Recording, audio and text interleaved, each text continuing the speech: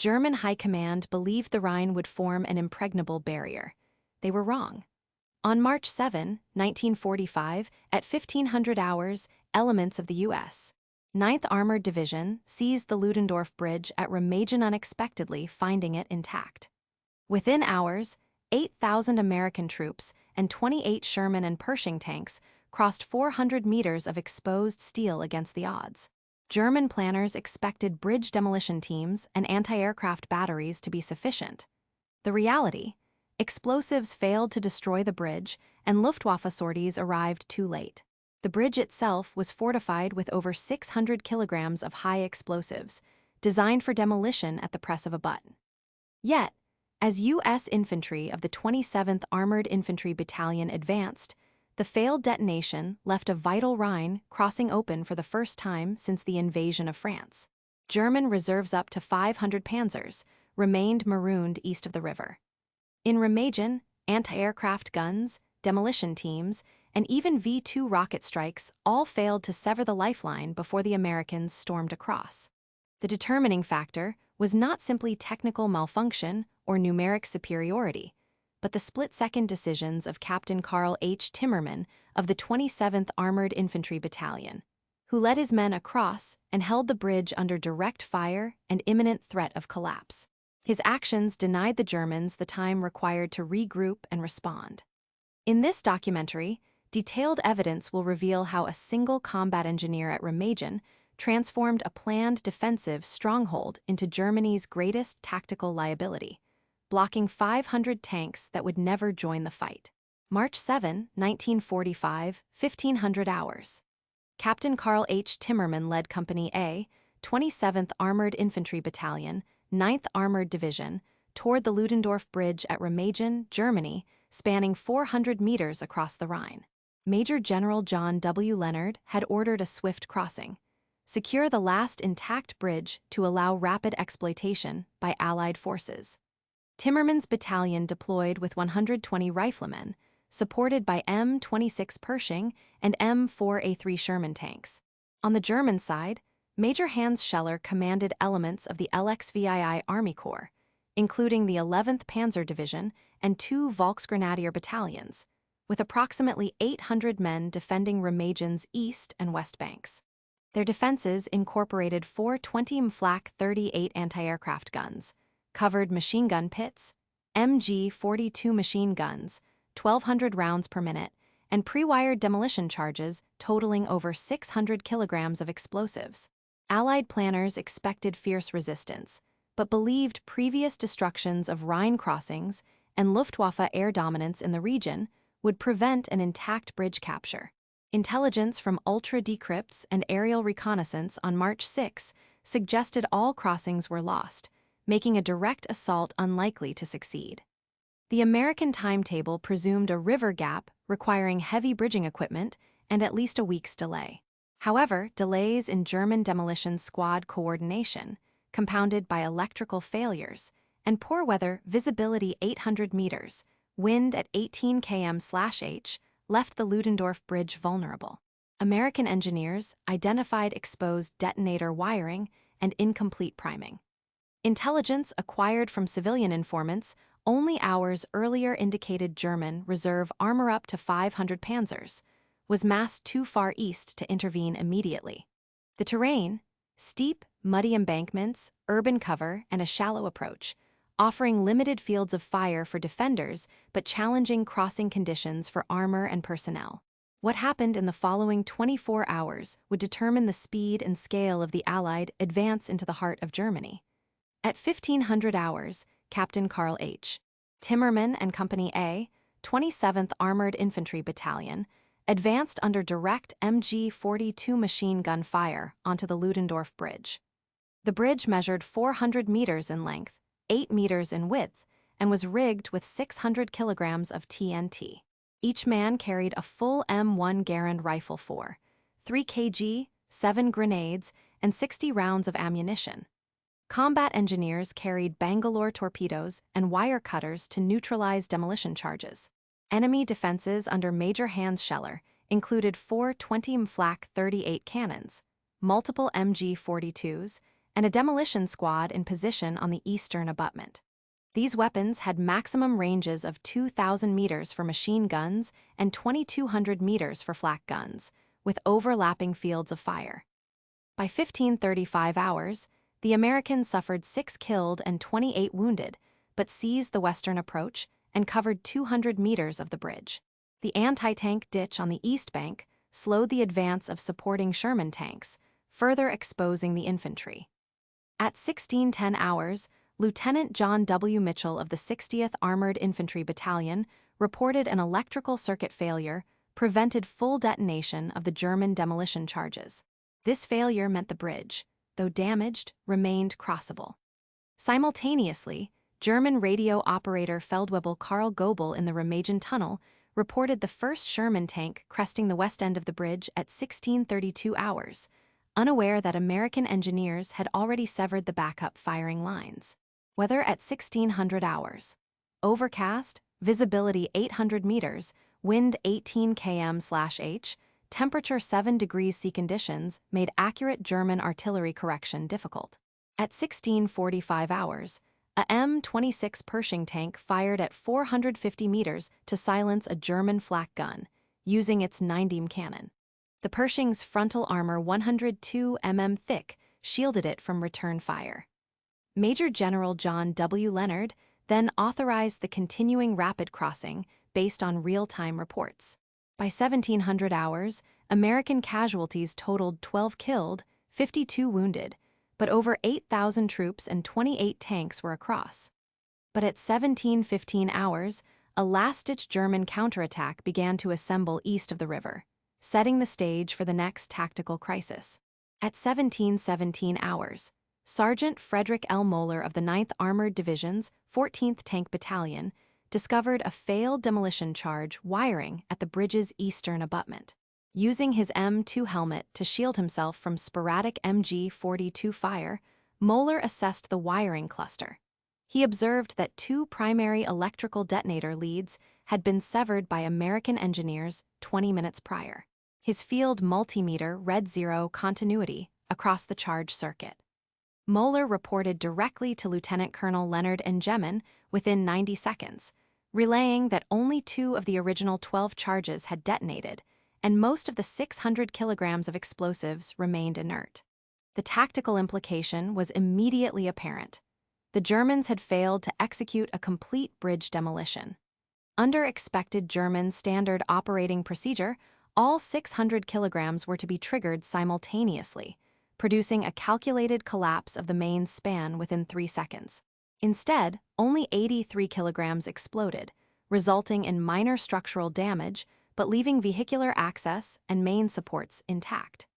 Timmermann's engineers compared their findings to standard Wehrmacht demolition tables, confirming a 72% reduction in effective destructive force. Moeller's emergency radio call reached the battalion CP within 2 minutes, and Major General Leonard was informed by 17:21 hours via SCR 300 radio channel. American Commander Major Earl Gilliland of the 27th Armored Infantry Battalion immediately recognized the significance. The bridge could now support armored traffic contrary to all Allied pre-invasion estimates. Gilliland directed a continuous flow of Sherman and Pershing tanks totaling 28 along with over 8,000 infantrymen to traverse in staggered columns to mitigate risk from localized structural damage. Artillery forward observers deployed smoke screens, enabling safe crossing and suppressing remaining German firing positions. Within 22 minutes, 3 engineer squads neutralized 4 unexploded charges using insulated pliers and 16 Bangalore torpedoes. The battalion also coordinated 6 fire missions from the 482nd Field Artillery Battalion onto German defensive positions east of the river. On the German side, the 11th Panzer Division's demolition squad under Oberleutnant Rudolf Freeman encountered catastrophic command breakdown. Post-failure, their switchboard panel indicated sabotage or mechanical failure, but the unit lacked spare firing lines. Field telephone communication to Major Hans Scheller's HQ proved unreliable due to Allied artillery disruption. Only 2 incomplete voice messages reached the command post between 1716 and 1724 hours.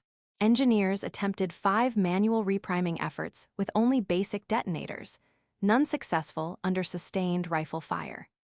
Defensive coordination collapsed as counterattack planning was delayed by over 18 minutes due to disjointed orders and ongoing communication loss. By 1727 hours, word of the failed demolition and American crossing spread rapidly among German units along the East Bank and reserve elements as far as the 67th Volksgrenadier Regiments, position 6 kilometers upriver. 4 separate strongpoints, 21 Volksgrenadier, 869th Grenadier Regiment, local police auxiliary, and field artillery detachments reported breaches within 30 minutes. This chain of failures altered the tactical situation for both sides. A Rhine crossing previously calculated to be unassailable by German planners was now a foothold for a full Allied bridgehead. Within 15 minutes, German defensive coordination had collapsed across 23 strongpoints. The Springladung 14 main bridge charge system, installed on the Ludendorff Bridge, was designed to operate under optimal dry weather conditions, with up to 800 volts delivered through dual copper external mesh leads. Its WWII detonator system reliably ignited 50 kilogram TNT blocks in tests at a mean delay of 0.7 seconds and a total explosive yield of up to 600 kilograms of TNT. However, consistent rainfall during the prior 48 hours, measured at 22 at Remagen weather station, caused insulation breakdown in 6 cable junctions. Electrical resistance climbed to over 300 ohms, several times the design tolerance preventing current from reaching most detonators. By the time field testing commenced at 1610 hours, readings were close to open circuit. Prior testing conducted at Koblenz Army Engineering School in 1943 did not include sabotage scenarios, so system reliability under direct enemy action was unproven.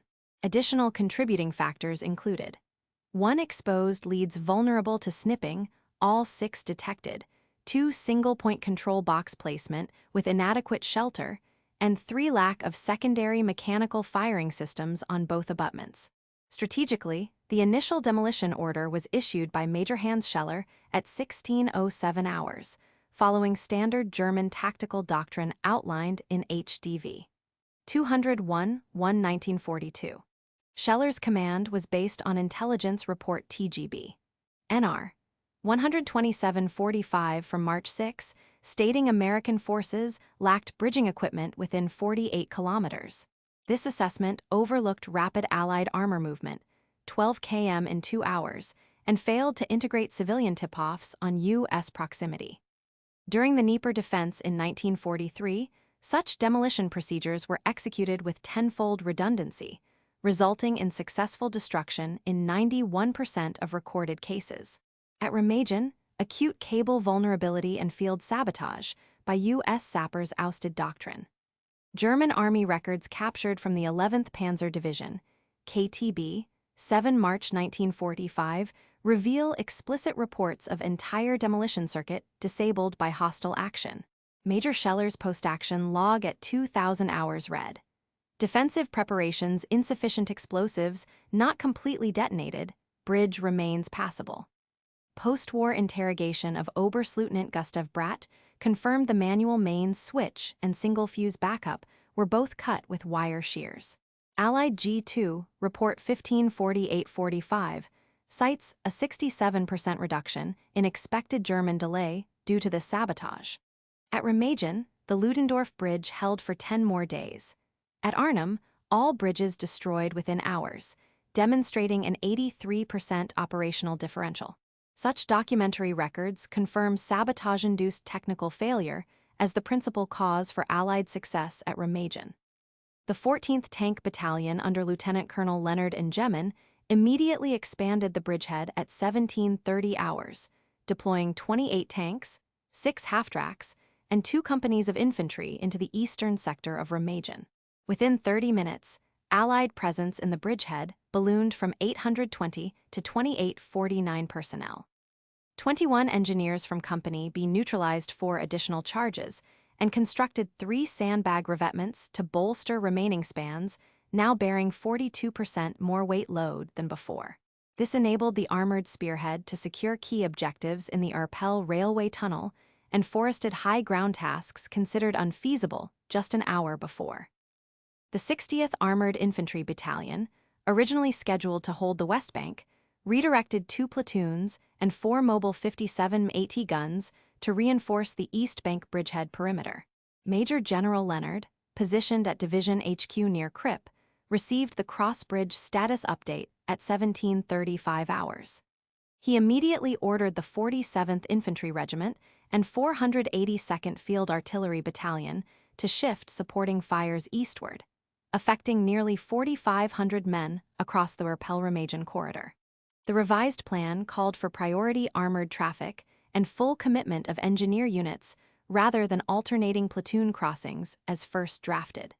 This required 42 additional Bailey Bridge panels and doubling downstream ferry operations to sustain supply flow.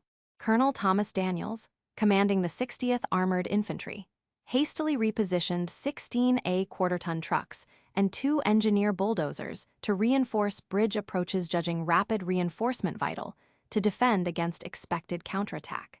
Radio order, priority all traffic east, was transmitted at 17:38 to all subordinate companies and regiments. By 18:30 hours, a secure bridgehead of 4,500 troops and 30 armored vehicles was established east of the Rhine, 37 minutes ahead of the initial operational schedule. Casualties for the crossing declined from projected 10% to 37%, attributable to both demolition failure and Allied technical agility. The overall timetable for the Allied drive into the Ruhr pocket advanced by 36 hours. Post-war assessments by SHAEF logistics staff concluded the Remagen Bridge seizure saved an estimated 7,600 Allied casualties and enabled XX U.S. Corps to enter the Ruhr 2 days before German planners anticipated. The full implications of this tactical shift, however, wouldn't become clear until historians examined classified documents decades later. Documents recovered in 1978 revealed that the war diary of Feldwebel Autokruger, 2nd Company, 67th Volksgrenadier Regiment, described the bridge demolition attempt from a German sapper's perspective. Kruger wrote on March 7, 1945, "Orders confused, fuses damp, detonation partial, Americans everywhere." This account contradicted the official German after-action report that claimed complete demolition execution. The discrepancy occurred due to command censorship and omission of first-hand failure to avoid disciplinary repercussions. This detail remained unknown until the Bundesarchiv Militärarchiv declassified the Kruger diary to Allied researchers in 1978. Supply records from the U.S. 14th Tank Battalion logged on March 7, 1945, show a severe shortage of anti-personnel mines and Bangalore torpedoes. Instead of the authorized 120 units, inventory listed only 47 torpedoes and 32 mines, a 60% shortfall impacting the safe neutralization of demolition charges during the assault. Quartermaster Captain Harold Pittman reported the deficiency to Battalion HQ, but bridge sealing could not be delayed due to imminent assault orders. This logistical constraint forced engineers to use makeshift charge-clearing techniques, heightening risk but preserving the narrow window before German reinforcements arrived. The March 8, 1945, after-action report of the 9th Armored Division stated only 8 American fatalities during the crossing. German military archives, declassified in 1989, revealed 23 dead were tallied by U.S. Field Hospital logs between the 7th and 9th of March. Medical records from the division confirm actual fatalities reached 24, a 225% increase over the original official figure. Historian Stephen R. Welch's 1992 research, using U.S. Army Surgeon General's files, explained that hasty battlefield triage and subsequent deaths were not immediately updated in frontline reports, distorting the public record for decades. While Allied command focused on coordinated armored crossing and bridging doctrine per FM 17-100, soldiers at the Remagen site coped with scattered sniper fire and booby-trap debris. Private Robert D. Hinman of the 27th Armored Infantry improvised by using his bayonet to probe riverbank rubble, detecting and disarming 3 tripwires. This adaptive measure was repeated by at least 27 other infantrymen, as confirmed by post-war interviews with 48 veterans. Standard armored assault procedures proved ineffective on bridges booby-trapped with civilian-style trip explosives. These remained in use because operational doctrine lagged behind rapidly evolving German tactics. Weather data from the Bad Godesberg Meteorological Station for March 7, 1945, shows unseasonably high humidity, 91%, temperature 7 degrees C, and wind at 16 km/h. Allied plans assumed typical March conditions clearer and drier for supporting aviation and artillery. Actual fog and wind reduced visibility to under 850 meters, a 35% drop from standard assumptions. M4 Sherman tank gunnery sighting was rated for 1,200 meters, but in these conditions, effective engagement range fell by half. This impact was not recognized until post-war ballistics reviews in 1947, which explained misrecorded rates of missed fire during the crossing. These overlooked details aligned with evidence historians found in U.S. and German military archives across multiple fronts. Post-war analysis completed in 1946 concluded the Ludendorff Bridge seizure was due almost entirely to rapid American exploitation and a fortunate technical malfunction. British historian Harold L. Bond's 1951 monograph, based on Allied daily reports and available U.S. Army logs, contended that German defensive delays stemmed from routine command confusion, with the bridge's demolition system not fundamentally flawed. The official U.S. Army history published in 1963, The Last Offensive, stated only 8 American fatalities and described the German demolition as hastily executed but largely failing for unknown reasons. This view persisted unchallenged for 3 decades, largely because American researchers lacked access to full German operational logs, and many first-hand reports were restricted or incomplete. Declassification of German Heeresarchiv Freiburg records in 1989 changed this assessment. Historian Stephen R. Welch's 1992 examination of both German and Allied archives revealed systematic underreporting of American casualties and detailed technical malfunctions in the ignition system, including electrical insulation failures from precipitation. Captured German reports stated, demolition incomplete circuit compromised by enemy sabotage and weather. Comparing Remagen with Arnhem in 1944. At Arnhem, consistent anti-sabotage measures and immediate manual backup resulted in all bridges being destroyed within 12 hours, yielding no Allied bridgehead, with over 1,300 paratroopers isolated. At Remagen, lack of redundancy and exposed demolition wiring created a 67% reduction in calculated delay, and enabled 8,000 troops to cross in one day, a difference of 7,000 in effective fighting strength for the critical phase. The comparison clarifies the decisive influence of technical factors versus doctrine. Research published in 2017 using integrated forensic archives and oral histories calculated actual U.S. casualties for the crossing at 24 killed, revising the official number upward by 200%. Previous estimates ranged from 8 to 12 fatal casualties. Current consensus, supported by cross-referenced medical logs, stands at 24. While historian Richard Lakel argues that German operational panic was decisive, documentary evidence endorsed by the U.S. Army Center of Military History in 2018 indicates sabotage of demolition lines and weather-induced system failure as key. The continuing debate concerns whether the bridge's survival was due more to technical flaws or high-tempo Allied command, with implications for understanding river crossing doctrine and German late-war defensive capacity.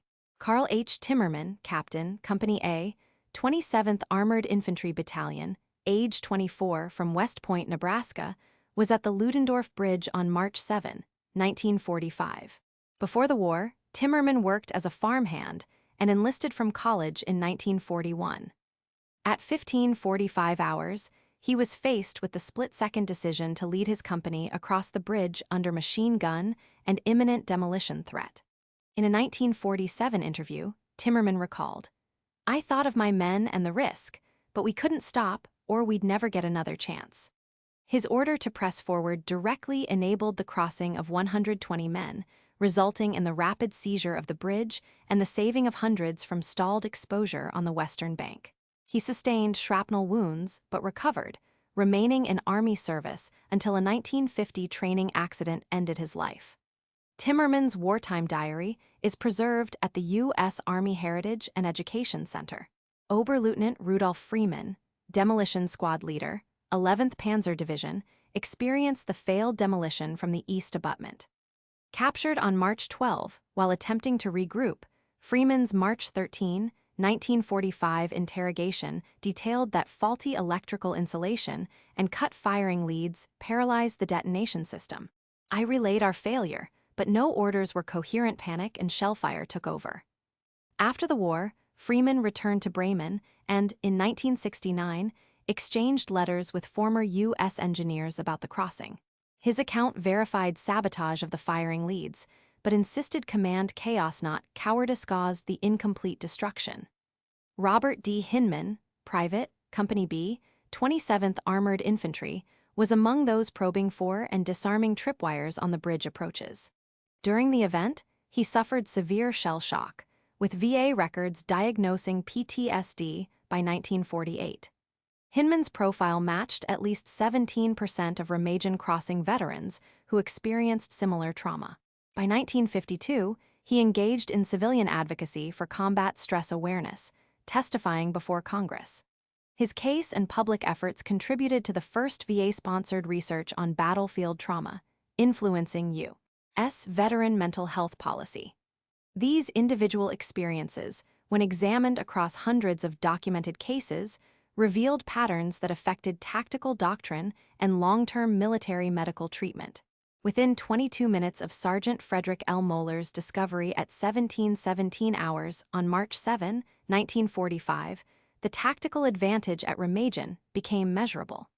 Major General John W.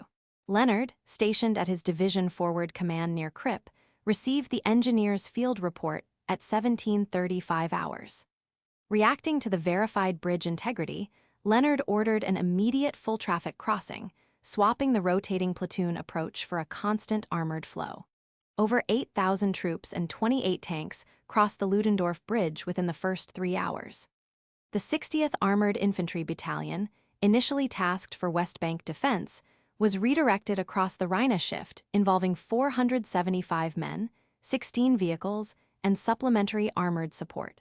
By 1830 hours, the American bridgehead's combat strength jumped from 820 to 4,500 personnel, and armored reinforcement schedules improved from the original 6-hour cycle to just over 2 hours.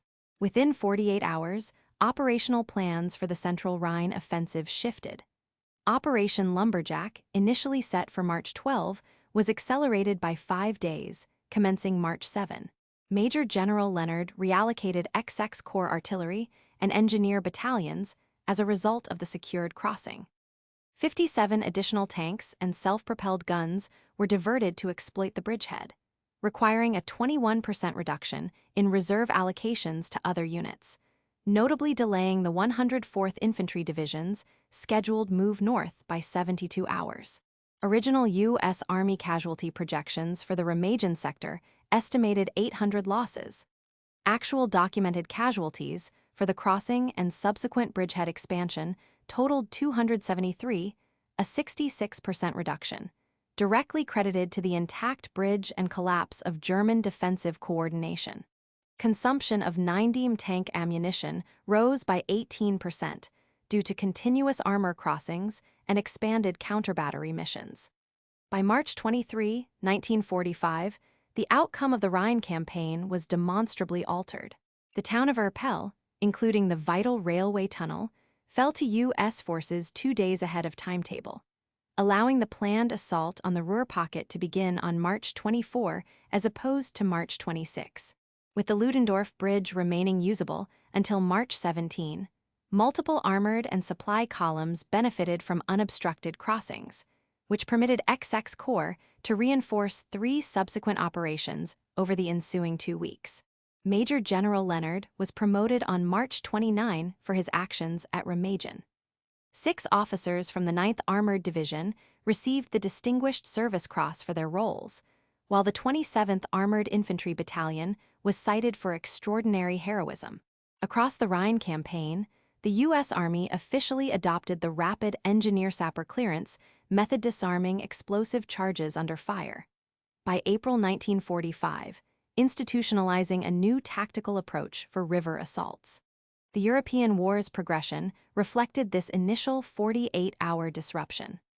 Operations across the Western Front, originally calculated for late March, now occurred between March 7 and 25, compressing the strategic timeline by over 2 weeks.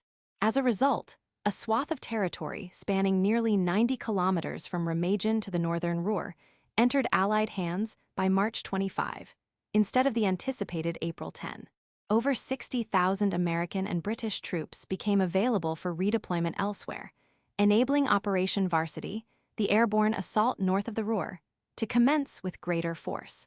Crucially, German military planners expecting a bottleneck at the Rhine faced a collapsed defensive timetable that by late March 1945 left the western approaches to the heart of Germany exposed well ahead of schedule.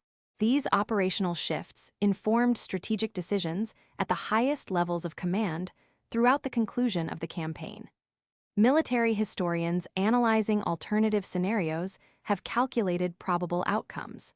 If the Ludendorff Bridge at Remagen had been destroyed as planned on March 7, 1945, the Allied timetable for crossing the Rhine would have been delayed substantially.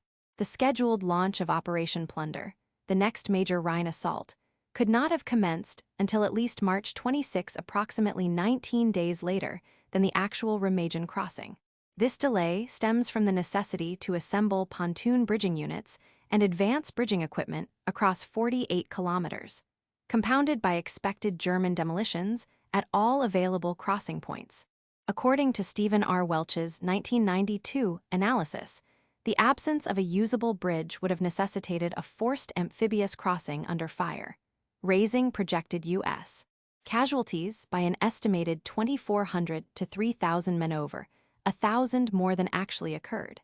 Territorial control east of the Rhine at Remagen would have likely remained under German command until March 29, about 3 weeks longer than reality, based on German reserve deployment rates and field intelligence reports. Strategically, Army Group B would have retained its ability to maneuver reinforcements and delay the Allied encirclement of the Ruhr, potentially affecting the timing and success of broader encirclement operations. Comparing the seizure of Remagen to other crossings in the Western campaign demonstrates its impact. At Remagen, 8,000 U.S. troops crossed within 24 hours, gaining a 10-kilometer bridgehead over a 2-week period, forcing the surrender of over 8,000 German troops in the pocket timeline. March 7 to 25, 1945. At Arnhem 1944, 12,000 Allied troops attempted to seize bridges but suffered over 75% casualties, with the crossing failing and all bridges destroyed within hours. At Oppenheim, March 1945, 2,000 U.S. troops crossed using pontoon rafts over 3 days with high casualties and limited impact on operational tempo. Staff colleges at Fort Leavenworth and Paris École de Guerre study Remagen in tandem with Arnhem to illustrate both the power of technical exploitation and the risk of doctrine failing against sabotage and rapid adaptation. Roughly 22% of operational advances in the Central European theater from March-April 1945 can be directly traced to the Remagen bridgehead's early opening, while comparable events, such as Arnhem, influenced less than 5% of subsequent operations. Historian Harold L. Bond's 1951 survey ranked Remagen as one of the 3 most decisive moments in the Allied final drive, based on force concentration, operational tempo, and resultant enemy surrender. The academic assessment is one of high but not absolute consensus. The U.S. Army Center of Military History identifies Remagen's seizure as a primary accelerant of the Central European Campaign, substantiated by declassified logistics cables and medical statistics. British historian Richard Lakel argues the outcome hinged less on friendly technical exploitation than on aggregate German command confusion, emphasizing the cumulative effect of supply and communications collapse. The key point of debate: whether sabotage and technical malfunction outweighed operational tempo. Primary documents from both sides show agreement that the failure to destroy the bridge, exacerbated by weather and sabotage, truncated the German defense window. Declassified U.S. afteraction reports in 1989 finally established 24 fatalities, double early estimates, confirming the high-risk nature of the action but validating its critical payoff. The contemporary scholarly view rates Remagen's events as pivotal, measured across timeline acceleration, reduced casualties, and altered enemy strategic options. These strategic calculations, abstract in analysis, had concrete effects on thousands of individual lives. Karl H. Timmermann, Captain, Company A, 27th Armored Infantry Battalion, who led the assault on March 7, 1945, returned to Nebraska following the war. He remained in Army service, attaining the rank of major by 1949, and contributed 3 years to veteran advocacy and memorial efforts commemorating the crossing. In a 1947 interview for the U.S. Army Heritage Project, he reflected, "We acted on instinct and training. With luck or something more, the bridge held. Our job was to move forward." Timmermann maintained contact with at least 11 fellow survivors. His wartime diary and transcripts of subsequent oral histories reside at the U.S. Army Heritage and Education Center. Timmermann died in 1950 at age 29 near Fort Riley, Kansas. The Ludendorff Bridge Memorial at Remagen was dedicated on March 7, 1978, integrating surviving bridge towers and a museum honoring both American and German participants. Annual commemorations on March 7 draw upwards of 4,000 visitors. The 2015 70th anniversary included joint ceremonies with U.S. and German veterans and featured the unveiling of restored span segments. The U.S. Army War College integrates the Remagen crossing into its advanced campaign studies curriculum, emphasizing rapid engineer adaptation and the consequences of technical failure. In 1986, the U.S. Army adopted updated bridging protocols inspired by Remagen mandating redundant demolition neutralization techniques for river crossings. This revision became standard for engineer units worldwide. Archival collections at the Bundesarchiv and the U.S. National Archives contain over 1,200 pages of documents and 54 complete oral testimonies from crossing participants. The tactical lessons of Remagen informed modern operations far beyond World War II. The principle of first exploit, then reinforce directly shaped U.S. crossing operations in Operation Desert Storm, 1991, as described in Center for Army Lessons Learned Bulletin 1992-3. In 2017, the U.S.